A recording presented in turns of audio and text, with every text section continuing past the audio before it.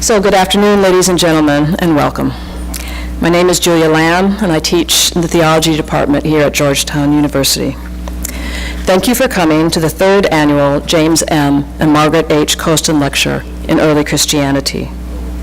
This lectureship was established with three objectives in mind. First and foremost, to honor leading scholars and to celebrate their contribution to the field. Second, to fund an annual public lecture that would bring together the academy, the general public, and various religious communities. And third, to support both the study and the teaching of early Christian literature, history, and practice.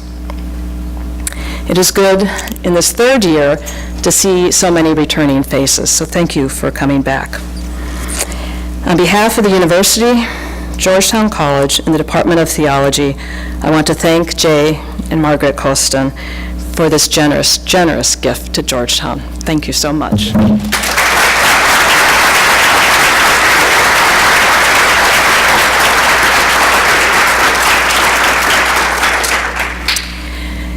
We are honored to have with us today David Tracy, the Andrew Thomas Greeley and Grace McNichols Greeley Distinguished Service Professor Emeritus of Catholic Studies and Professor Emeritus of Theology and the Philosophy of Religions at the University of Chicago Divinity School and the John U. Neff Committee on Social Thought. I have to take a really deep breath before saying that title. For those of you who attended the lecture last year, much of Professor Tracy's biography will sound familiar because so much of it was shared with his lifetime friend and colleague Bernard McGinn. Both originally from Yonkers, they rode the bus together into Manhattan to attend Cathedral College, the minor seminary of the Archdiocese of New York. David Tracy was ordained a priest in 1963 and studied at the Gregorian University in Rome, where he received his licentiate in 1964 and his doctorate in 1969. He began his teaching career here in Washington in 1967 at the Catholic University of America. The following year, of course, 1968, was a momentous one for the country, for the District of Columbia, and for the Catholic Church.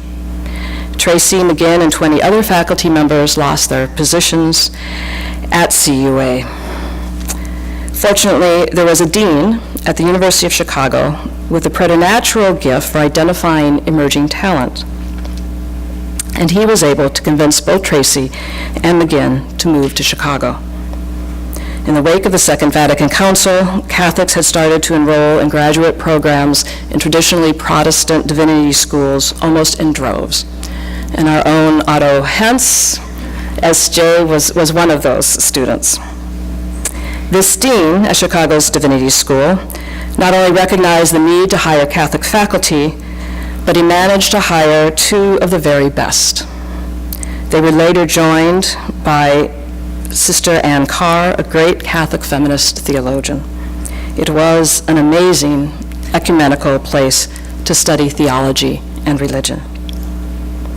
Mr. Tracy, as he was called there, served on the faculty of the Divinity School for almost 4 decades until his retirement in 2007. He taught a breathtaking array of courses in constructive and philosophical theology, in philosophy, in Greek tragedy, the list goes on. He was also known for co-teaching courses with colleagues both in the Divinity School and from other units in the university. I do not know if it's still true, but at least in the 1980s, he also used to say Mass at Calvert House, the Catholic Student Center at the University of Chicago. If I recall correctly, it was 5 o'clock Saturday. And he's an amazing preacher.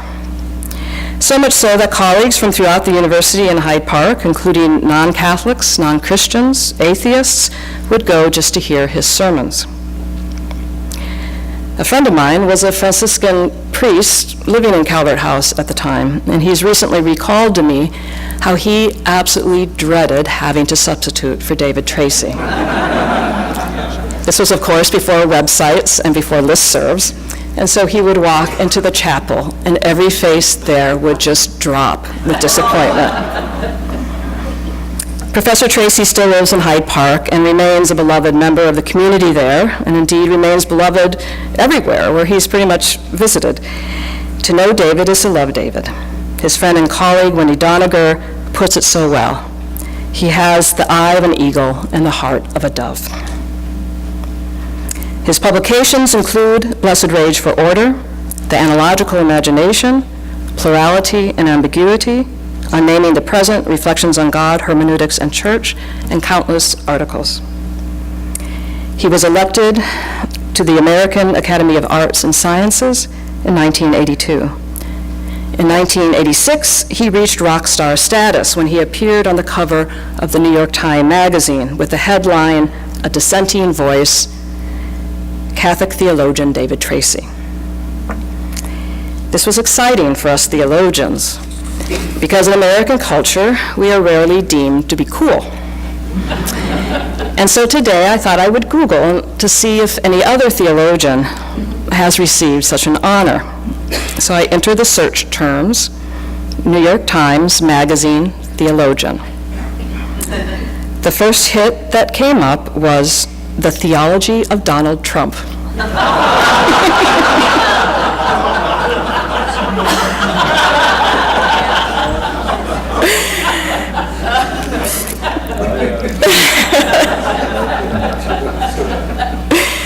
In 1999, David Tracy gave the Gifford Lectures and is currently finishing a book based on them entitled This Side of God.